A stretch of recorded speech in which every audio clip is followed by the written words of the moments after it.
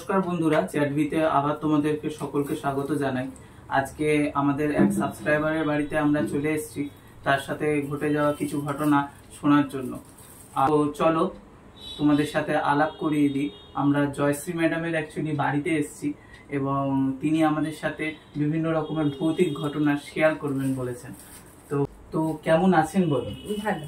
হ্যাঁ, তো আমাদের দর্শকদের সাথে আপনি কোন ঘটনাটা শেয়ার করতে চাইছেন? আমার জীবনের মানে আমার মা আর কি, নিজের মা 2019-এ 4th আগস্ট মারা গেছেন। আচ্ছা। তারপর থেকে কিছু না কিছু মানে হয়তো লোকের কাছে সেটা হাস্যকর হতে পারে, কিন্তু কিছু কিছু ঘটনা আমার নিজের অনুভূতি দিয়ে একদম আমরা বুঝতে পেরেছি যে মায়ের স্পর্শ আমরা পেয়েছি। স্পর্শ পেয়েছি, একদম স্পর্শ পেয়েছি। আচ্ছা। সেটা যেমন প্রথম একটা ঘটনা বলি। আমার মেয়ের 14 তারিখ মানে 2019-এর 14ই অক্টোবর জন্মদিন। আচ্ছা, 2019-এ?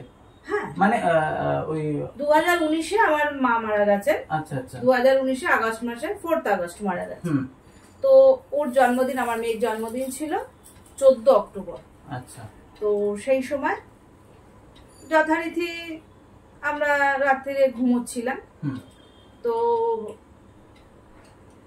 হঠাৎই ঠিক রাত্রেবেলা এক অনুভূতি হলো যেন মাথার সামনে আমার মা দাঁড়িয়ে আছে। আমি ঘুমের মধ্যেই বলছিলাম, বাপরে তুমি কতদিন বাদে এলে, কতদিন বাদে তোমাকে আমি দেখছি, মানে এরকম নানান কথা আমি ঘুমের মধ্যে বলছি। তো যাই হোক, আমার পাশে আমার হাজব্যান্ড শুয়েছিলেন, এদিকে আমার মেয়েও আমার পাশে শুয়েছিল, একসাথেই আমরা তিনজনে শুয়েছিলাম। তো আমার হাজব্যান্ড হঠাৎ করে আমাকে নাড়িয়ে বলছে, কাকে বলছো? আর সেইটা শুনে মানে শুনে না, ও নিজের অনুভূতিতে বুঝতে পারলাম না। তো জাস্ট আমাদের মনে হলো আমার মেয়ে আমাকে লাফ দিয়ে উঠে বলছে, ওমা দিদুন আমার মাথায় হাত বোলাচ্ছে। তো দেখলাম দুজনের মানে হ্যাঁ ব্যাপারটা, মানে ও অনুভূতি, ও নিজের স্পর্শ বুঝতে পারলো যে ওকে মাথায় হাত বুলিয়েছে। আর আমি তো রীতিমতন কথা বলছিলাম যে আমি বুঝতে পারছি যে আমার মাথার পিছনেতে দাঁড়িয়ে আছে। তো দুজনের একটা এ হলো, এমনকি আমার হাজবেন্ড আমাকে তো বলছে তুমি কার সাথে কথা বলছো।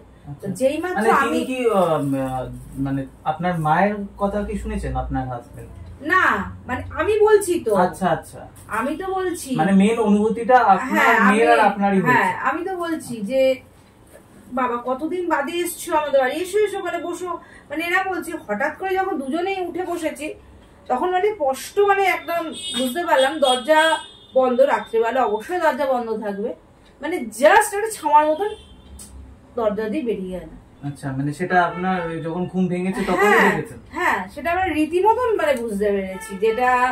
আর আমার মেয়ে তো পুরো বলছে যে মা মানে ও নিশ্চয়ই বোঝেনি যে আমি ঘুমিয়ে ঘুমিয়ে কথা বলছিলাম, সেটা আমার হাজব্যান্ড বুঝতে পেরেছে, কিন্তু ও তো বোঝেনি। ও তো নিজে উঠেই বলছে মা আমাকে দিদুন মাথায় হাত বুলিয়ে গেছে। সত্যি সত্যি আমার মাথায় হাত বুলিয়েছে, বিশ্বাস করো। আর সেই মুহূর্তে ওর গায়ে মানে এরকম কাটা দিয়ে উঠেছে, ও একটু ভয় পেয়ে গেছে। তো আমিও অনুভূতি করলাম যে হ্যাঁ সত্যি আমার মা সেদিনকার আমার মেয়েকে তো ভীষণ ভালোবাসতেন। তো ওর জন্মদিন, সেহেতু ওকে আশীর্বাদ দিতে এসেছিলেন, সেটা আমরা ভালো মতন অনুভূতি বুঝতে পেরেছি। আর মানে টাইমটাও তো মানে খুব একটা বেশি ছিল না, আগস্ট মাসে মা মারা গেছেন আর আমার মেয়ের জন্মদিন ছিল 14 অক্টোবর। তো এটা একটা আমাদের বিশাল একটা মায়ের যে আছে। এখন তো বর্তমানে এটা আমার শ্বশুর বাড়িতে হয়েছিল, তখন আমি শ্বশুর বাড়িতে থাকতাম। আর বর্তমানে তো মা নেই বলে এখন আমি বাবার কাছে এই বাড়িতেই রয়েছি। তো এই বাড়িতে তো আমরা সারাক্ষণই তার অনুভূতি কিছু না কিছু পেয়েই থাকি, মানে এখনো ইনস্ট্যান্ট মানে ওনার কিছু না কিছু অনুভূতি বুঝতে পারি। যেমন আমি আরেকটা বলি ঘটনা। একদিন এবার মা চলে গেছেন, এবারে তো এই বাড়িতে বাপি একা, তো বাবা তো আর পুজো টুজো করতে পারেন না, তো সেহেতু আমাকেই পুজো টুজো করার জন্য হচ্ছে। এবারে যেহেতু মা মারা গেছিল, তার ওই মানে ঠাকুরের ওই সিঁদুর কৌটো কৌটো সব আর কি আমার জেঠিমা টেঠিমা এসেছিলেন, তারা বলেছিলেন এইগুলো সব তাড়িয়ে সব এগুলো গঙ্গায় দিয়ে দিতে হবে। তো আমরা সব ঠাকুর ঘরের ওই সমস্ত সব দেওয়া হয়ে গেছিল। তা ছিল সেদিন বৃহস্পতিবার। তো যাই হোক, আমি ঠাকুরের বাসন টাসন ধুয়েছি, কেউ ছিল না ঘরে তখন।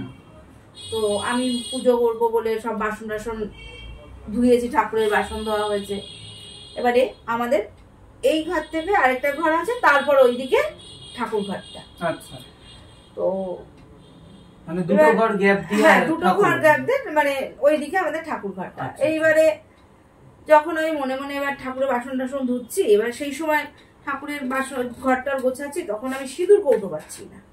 তাই যে দূর, এখন তো সিঁদুর কৌটো নেই, কাজে বৃহস্পতিবার যেহেতু ঘট স্থাপন করতে হবে, তো সেহেতু ঘট স্থাপন করার জন্য তোমার সিঁদুর তো লাগবেই ঠাকুরের এর জন্য। সিঁদুরগুলো তো আপনারা ফেলে এসেছিলেন? হ্যাঁ ফেলে এসেছি তো। এবার সেহেতু তো আমি এখন পরেছি, আমার তো আগে মনে নেই যে ফেলা হয়ে গেছিল, তার একটা সিঁদুর কৌটো নিয়ে আসতে হবে, তাহলে আবার আমাকে এখন তলায় যেতে হবে, আনতে হবে, তারপর আমাকে পুজোয় বসতে হবে, এটা আমি একটা মনে মনে ভাবছি। তা ভাবতে ভাবতে হঠাৎই ঘর মুছতে মুছতে চোখটা যেমন ঠাকুরের মানে ফটোর দিকে পড়েছে। তো কাঁচের তো কাঁচে একটা বোঝা যাচ্ছে, স্পষ্ট বুঝতে পারছি একটা ছাওয়া, যেমন একটা ছাওয়া বোঝায় না, কাঁচ থেকে একটা যেমন হালকা হলেও ঠাকুরের ছবি থাকলেও একটা হালকা ছবি বোঝা যায়। তো আমি তাকিয়েছি, দেখছি একটা স্পষ্ট একটা আমি ছাওয়া বুঝতে পারছি, মানে পিছনে আপনার কেউ দাঁড়িয়ে। হ্যাঁ আমার পিছনে একটা আর কি ছাওয়া দেখতে পাচ্ছি, যে আমার পিছন থেকে ছাওয়াটা পড়েছে। তো দ্বিতীয়ত কেউ ঘরে ছিল না সেদিন, আমার হাজব্যান্ডও ছিল না, মেয়েও ছিল না, আর বাপিও ছিল না। তো যাই হোক, কি আর করি, তখন আমি একটু মানে মানে একটু না বলবো, বেশ ভয় পেয়ে গেছি যে কিসের ছাওয়া পড়ছে। তো যাই হোক, আমি ঘরটা মুছছি, মুছতে মুছতে আমি নিজের এতে বলে যাচ্ছি, আমাকে কিন্তু ভয় দেখিও না, আমি তো একটু ভয় পাচ্ছি, আমি তো তোমার কত ভালোবাসতো তুমি আমাকে, তা তুমি আমাকে ভয় দেখিও না, আমি কিন্তু ভয় পাচ্ছি এটাতে।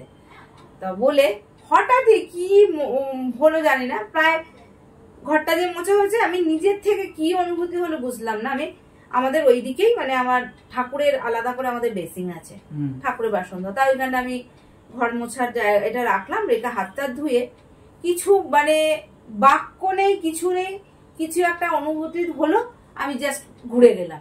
ঘুরে গিয়ে আমাদের এই একটা আমাদের যে সামনে যে বড় ঘরটা আছে, তো সেইখানে একটা আমাদের র্যাক আছে।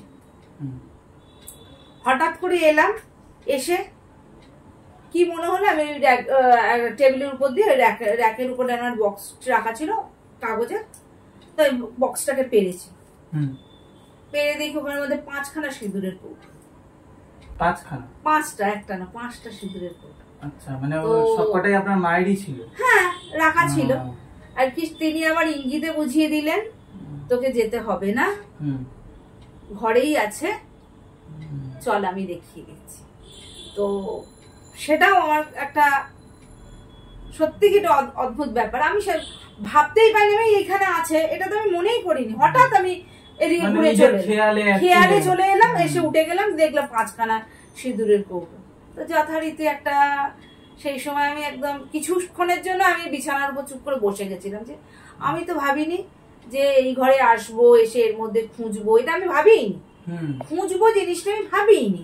হঠাৎ করে আমি এটা আর কি আমার মনের মধ্যে একটা, আর আপনি বললেন যে নিচে যাওয়ার আর কি। হ্যাঁ আমি তো ভাবছিলাম যে একটা নিচে যেতে হবে, যেহেতু আমাদের পাশে শ্বশুর বাড়ি, তো ওইখান থেকেই ভাবছিলাম যাবো, গিয়ে একটা সিঁদুরের কৌটো নিয়ে আসি, তো নিয়ে এসে একটা ঘরে পুজো করবো।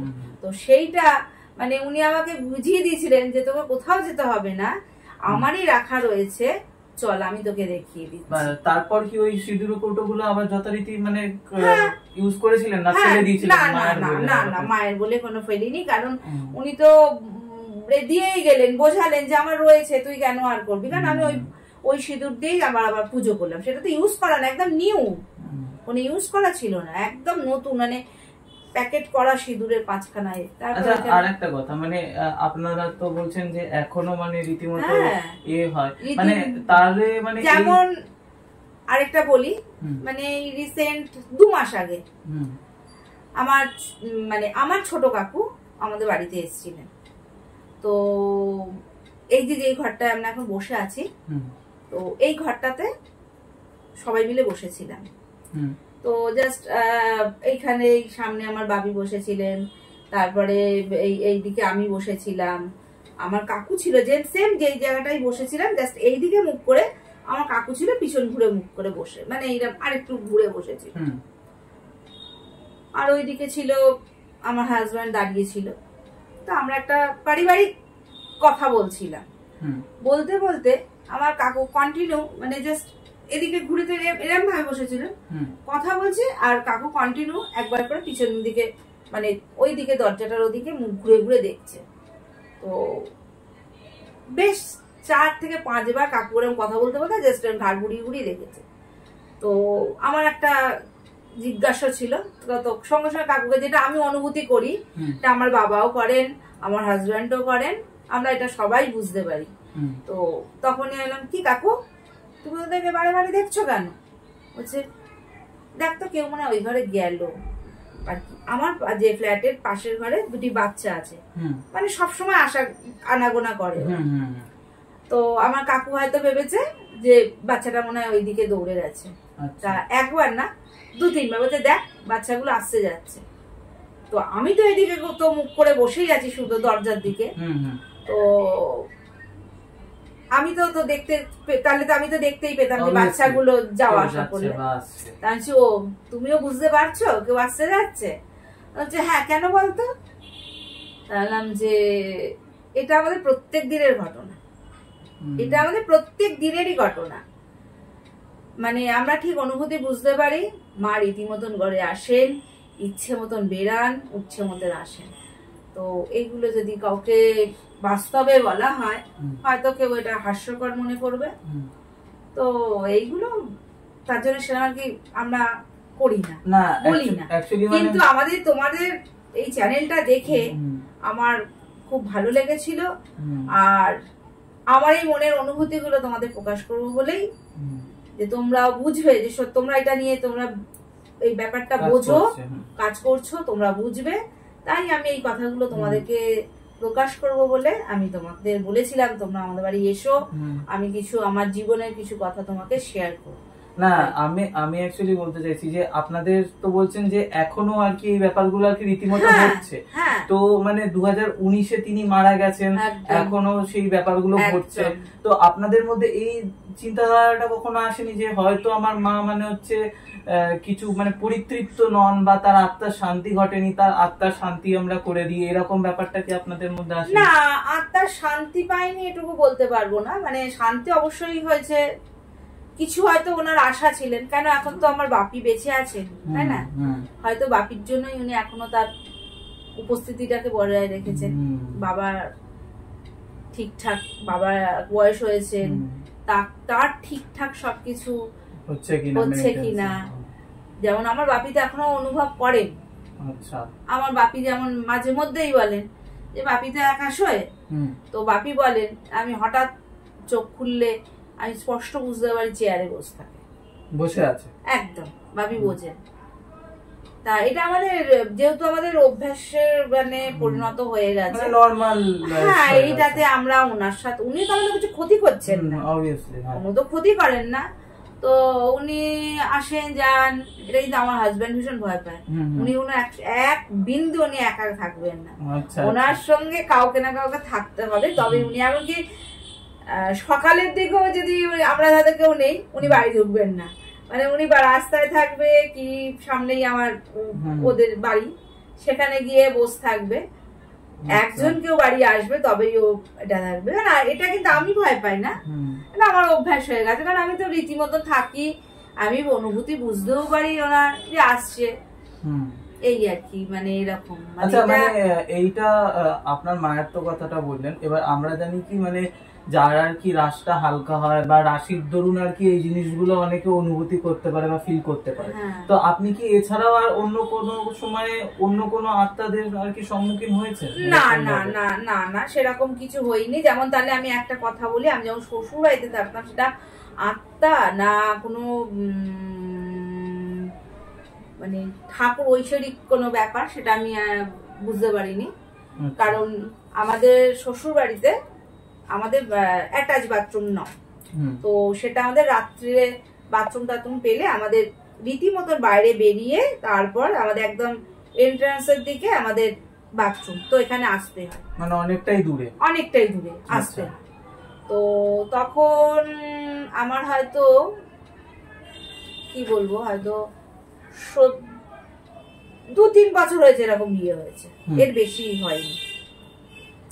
তো যাই হোক, আমার শ্বশুরবাড়ি এটা আমি শুনেছি একটু, যে যখন আমার শ্বশুরমশাই বেঁচে ছিলেন বা সেই সময় আমাদের বাড়িতে মায়ের পুজো হতেন, কালী মায়ের পুজো হতো। হ্যাঁ, তো সেটা সেই একটা মা বলতেন হয়তো, হ্যাঁ আমাদের বাড়িতে পুজো টুজো হতো। তো সেই রকমই ওরকম একদিন রাত্রে আমি আমার হাজব্যান্ড দুজনেই বাথরুমে বেরিয়েছিলাম। বাথরুম হয়ে যাওয়ার দুজনে মিলে বেরিয়েছিলাম, হ্যাঁ দুজনেই বেরিয়েছিলাম, একা বেরোতে ভয় পেতাম, রাত্রি তো নতুন বলেও না, সে ভয় লাগতো সত্যি।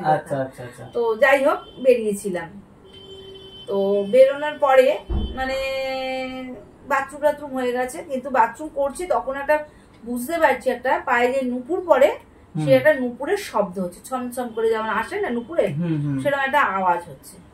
আমরা একটুখানি ভয় মানে আমার হাজব্যান্ড ভীষণ ভীতু, তো সেই হিসাবে ও তো খুব ভাবে যে ও আগে মানে আমার আগে ও বাড়িতে ঘরে ঢুকে যেতে পারলে মানে আমাকে সেই মানে দৌড় দিতে যাচ্ছে। আচ্ছা, তখন তো আপনি বাথরুমে ছিলেন না? হয়ে গেছে, বাথরুম হয়ে গেছে, আর বেরোবো মানে শুনতে পাচ্ছি, কিন্তু যেহেতু বাথরুম করছিলাম সুতরাং সেহেতু ওইটুকু দাঁড়িয়ে ছিল।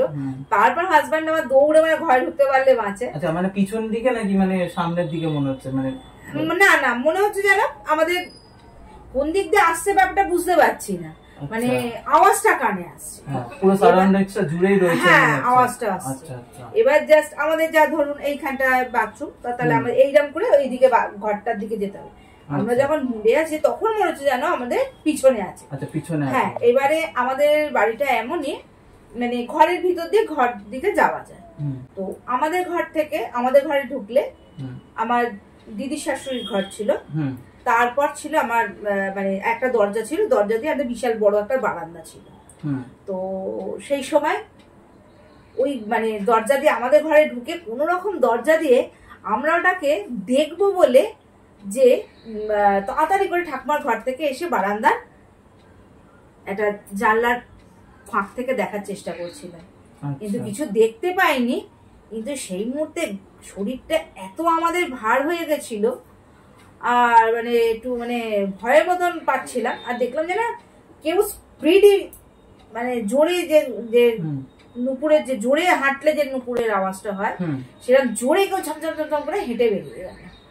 আচ্ছা, মানে ওইটা আপনারা দেখতে পেয়েছেন? হ্যাঁ, দেখতে পাইনি, মানে অনুভূতি বুঝেছি, হ্যাঁ একদম অনুভূতি বুঝতে পেরেছি যে সামনে দিয়ে কেউ গেল, বুঝতে পারলাম যে আমরা জানলাটার সামনে যাওয়াতে বুঝলাম যে আমাদের জানলাটা দিয়ে একটা জানলা বন্ধ থাকলেও যাই হোক, যদি একটা সামনে দিয়ে কোনো আওয়াজ যায় তাহলে বোঝা যায় যে একদম সামনে দিয়ে যাচ্ছে কি দূর দিয়ে যাচ্ছে, সেটা আমরা স্পষ্ট বুঝলাম আমাদের জানলার সামনে দিয়ে আওয়াজটা বেরালো।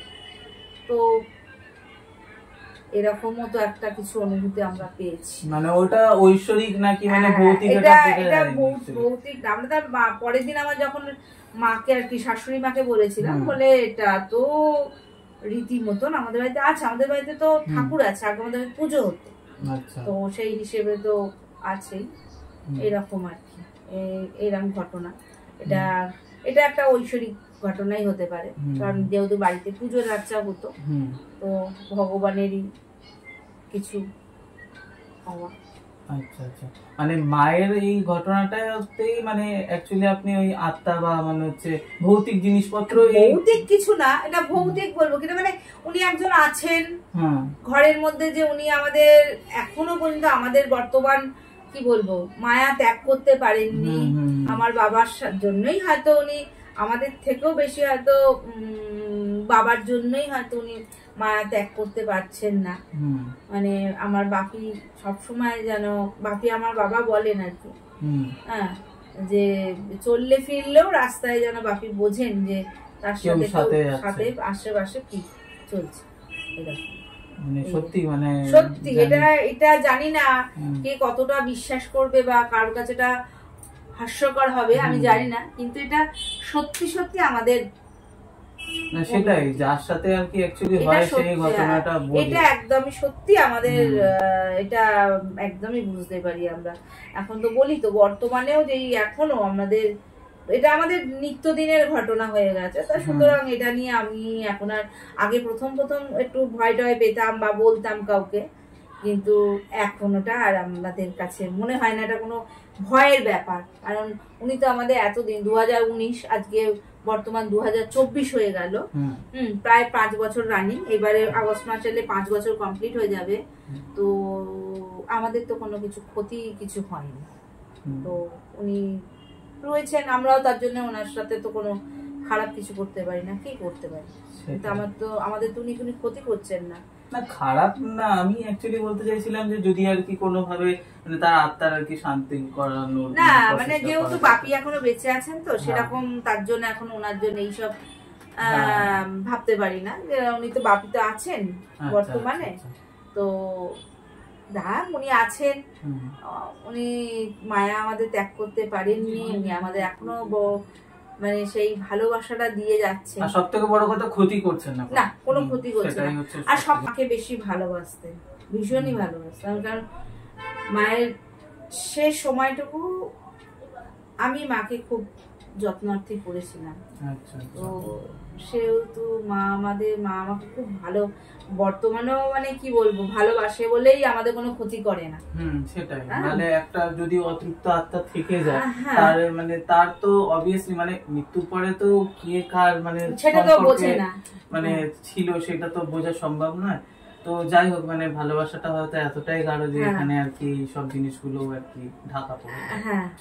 তো এটা তো শুধু আমি না, আমার হাজবেন্ডও বুঝতে পারেন আমার মায়ের অনুভূতি, এক বিন্দু ঘরে একা থাকবেই না, যেভাবেই হোক ঘর থেকে চলে যাবে। না যার ভয় লাগে সে তার উচিত ভয় পায়, মানে ভয় পায় মানে কি, যদি সত্যি সত্যি তুমি মানে সত্যি সত্যি উনি যদি সেরকম আর কি সশরীরে যদি এসে সামনে দাঁড়ায়, এটাও না, কিন্তু এটা তো সশরীরে উনি দাঁড়াবেন না, না এটা একটা অনুভূতি, সে অনুভূতিটা নিতে পারে, বলে অনুভূতি যখন বুঝতে পারি তাহলে হয়তো যদি কোনো সময় সশরীরে উনি দাঁড়িয়ে পড়েন ভয় পেয়ে যাবে। তো সেই জন্য মানে একা থাকার ব্যাপারটা ওনার কাছে নেই, মানে সেই বাপি থাকলে থাকবে, আমি থাকলে থাকবে, আর তো এখন বর্তমানে মেয়ের বিয়ে হয়ে গেছে তো শ্বশুর বাড়িতে থাকে, সে কিন্তু মাঝে মধ্যে বলে মা আমি দিদুনের স্বপ্ন দেখি, দিদুনের অনুভূতি বুঝতে পারি, যেন মনে হয় এসেছে আমার কাছে, আমার পাশে রয়েছে, আমাকে